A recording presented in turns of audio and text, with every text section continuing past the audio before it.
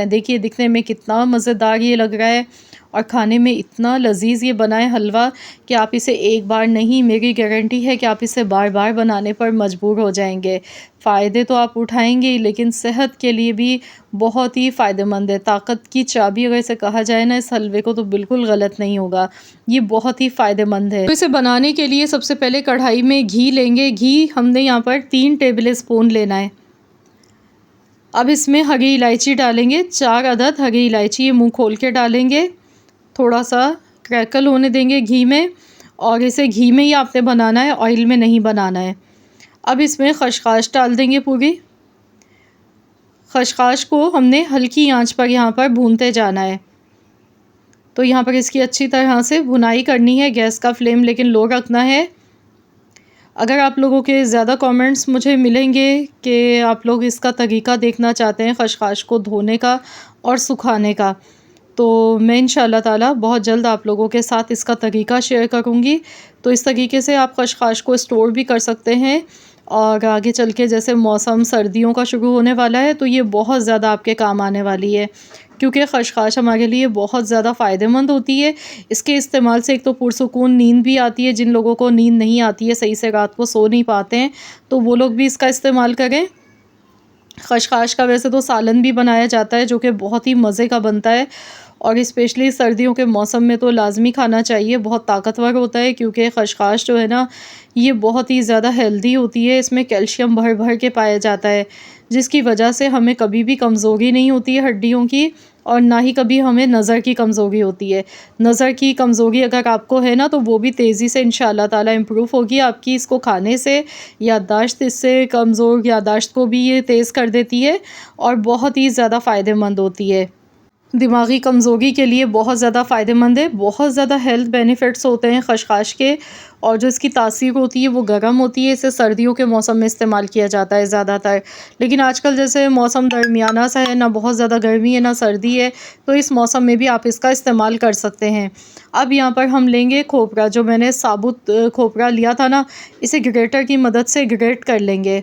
तो यहाँ मैंने ग्रेट करके इसे लिया है। अब इसे भी भूनेंगे, गैस का फ्लेम लो ही रखेंगे। तो यहाँ पर ऐसा होता है कि खोपरा जो है ना वो बहुत जल्दी से रोस्ट हो जाता है, तो ध्यान रखिएगा, जलना नहीं चाहिए, वरना इसमें कड़वाहट आ जाएगी। हल्की आंच पर लगातार चम्मच चलाते हुए इसी तरह से हमने इसे भूनते जाना है। खसखस देखिए भून चुकी थी, कलर हल्का हल्का गुलाबी हो चुका था, खुशबू आने लगी थी इसमें से। तब मैंने इसमें कद्दूकश किया हुआ सूखा नारियल इसमें शामिल कर दिया। ये भी बहुत ज़्यादा फ़ायदेमंद होता है, ख़वातीन की कमज़ोरी को दूर करता है, बहुत ही हेल्दी होता है।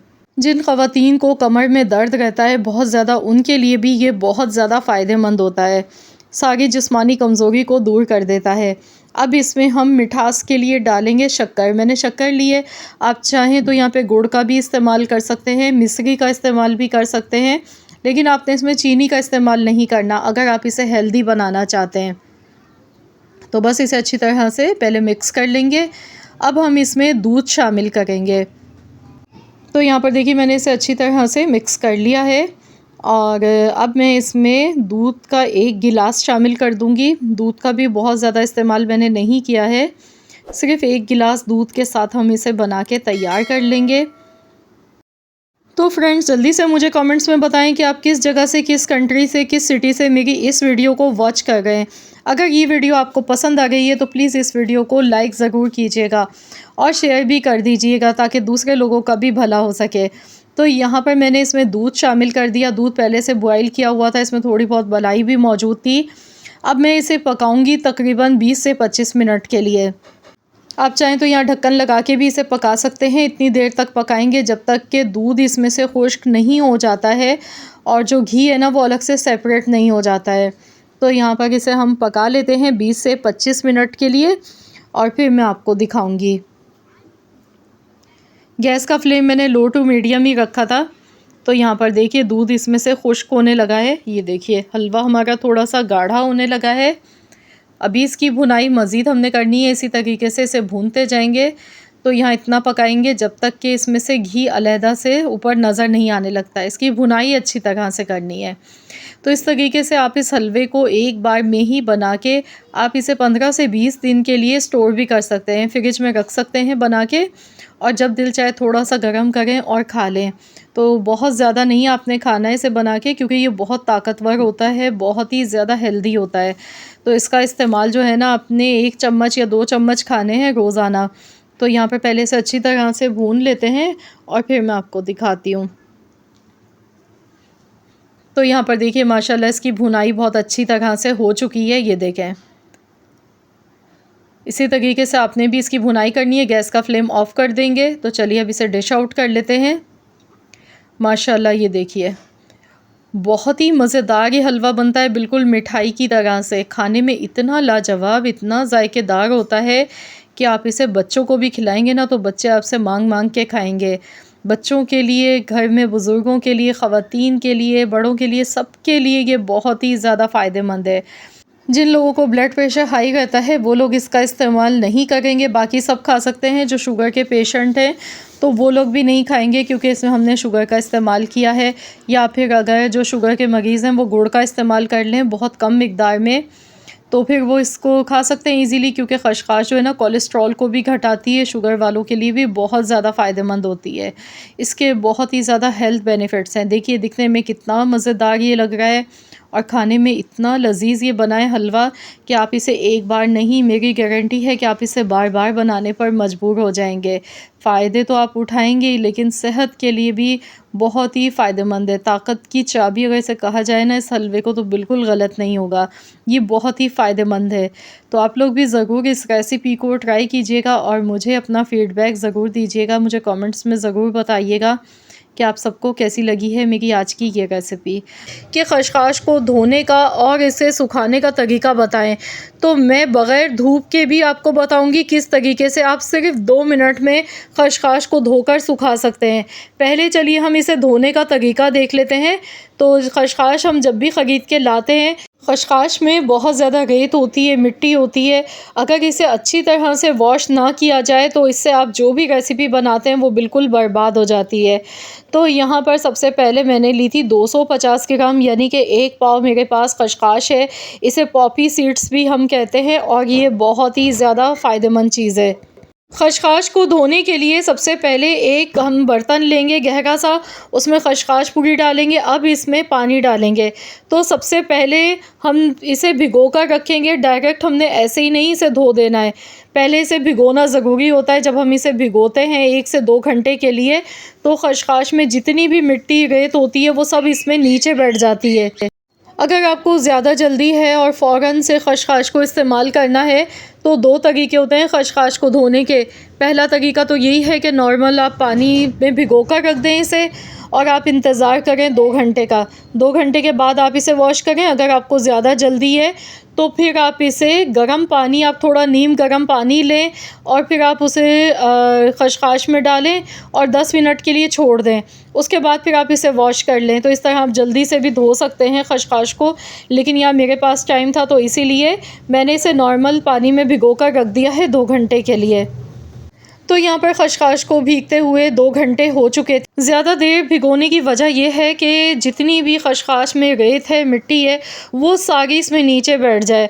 तो यहाँ पर 2 घंटे के बाद अब हमने इसे धोना है, तो इसके लिए एक बड़ा सा बॉल लेंगे और इसमें इस तरीके से खशखाश को हम डालेंगे। अब हम इसमें पानी डालेंगे।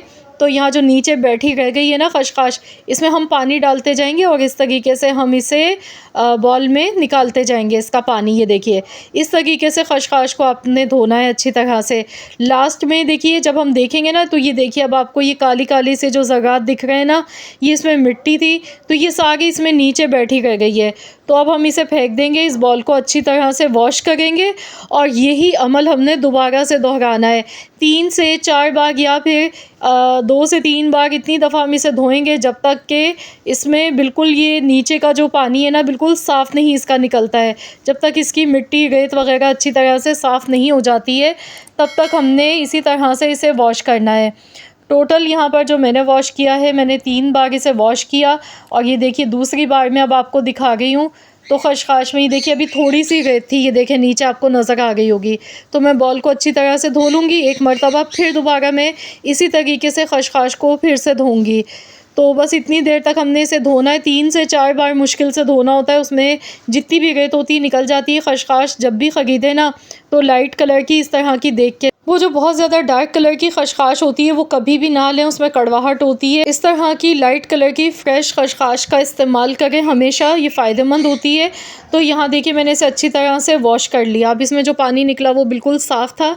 अब लास्ट में हमने क्या करना है कि स्ट्रेनर लेना है। इस तरीके से स्ट्रेनर लेंगे बारीक सुराख वाला, और इसमें ये पूरी खशखाश हमने डाल देनी है। तो यहाँ पर इसमें पानी भी डालेंगे ऊपर से थोड़ा बहुत। इसमें एक दफ़ा हम खुले पानी से इस तरह स्ट्रेनर में भी इसे वॉश कर लेंगे। तो इससे ये होगा कि खशखाश हमारी बहुत अच्छी तरह से साफ़ हो जाएगी बिल्कुल एकदम, और बिल्कुल भी इसमें रेत या मिट्टी नहीं आएगी। अब इस स्ट्रेनर में हम इसे इसी तरह से पड़ा रहने देंगे। तो यहाँ मैंने इस ऊपर से इसके पानी भी डाला है थोड़ा सा।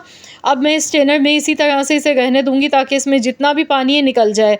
तो चलिए अब इसका दूसरा स्टेप देख लेते हैं। अब खशखाश को सुखाने का तरीका देख लेते हैं। तो मैं आपको 3 तरीके बताऊंगी खशखाश को सुखाने के। पहला तरीका ये है कि इस तरीके से स्ट्रेनर में इसे छानने के बाद इसका पानी जब ड्राई हो जाए तो आपने कोई भी खुले मुँह का फ्राई पैन लेना है। अब हमने इसे गैस पर रख देना है।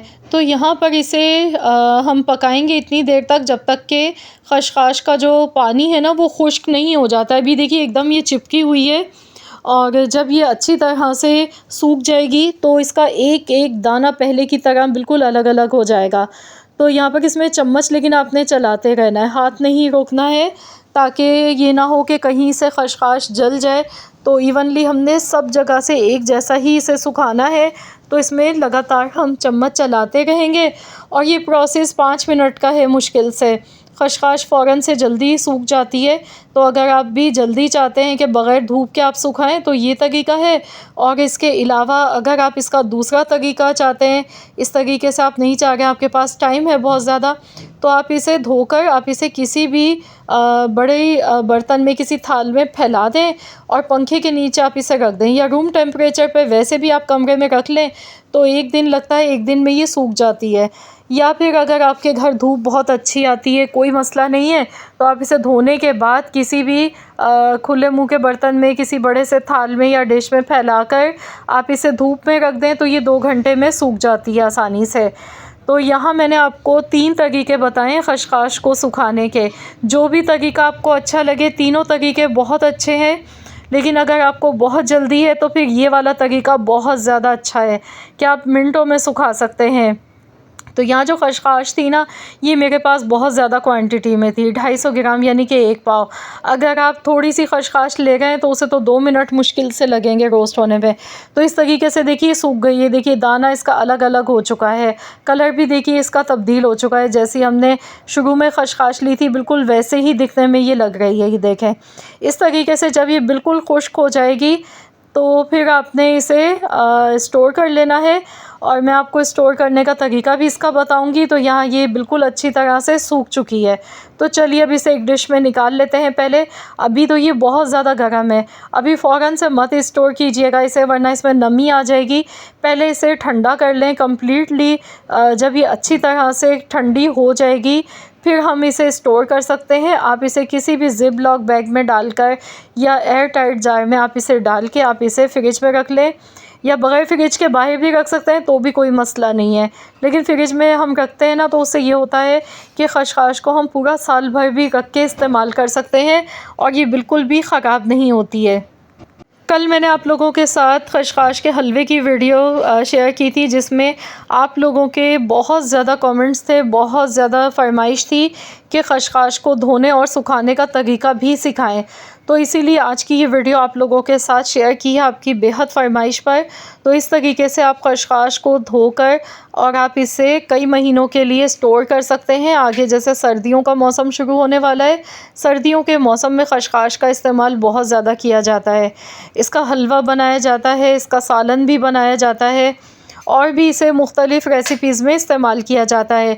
क्योंकि सर्दियों में ये बहुत ही ज़्यादा हमें फ़ायदा पहुंचाती है, क्योंकि इसमें कैल्शियम होता है बहुत ज़्यादा। नज़ला, खांसी, ज़ुकाम से भी ये हमें बचाती है। तो आप लोग अगर खशखाश की मज़ीद और रेसिपीज़ मेरे चैनल पर देखना चाहते हैं तो मुझे कमेंट्स में ज़रूर बताइएगा। इंशाअल्लाह ताला मैं आप लोगों के साथ बहुत सारी रेसिपीज़ इसकी शेयर करूँगी। आई होप कि आप सबको आज की ये वीडियो पसंद आई होगी। वीडियो अच्छी लगी है तो लाइक कर दें, शेयर कर दें। चैनल पर नए हैं तो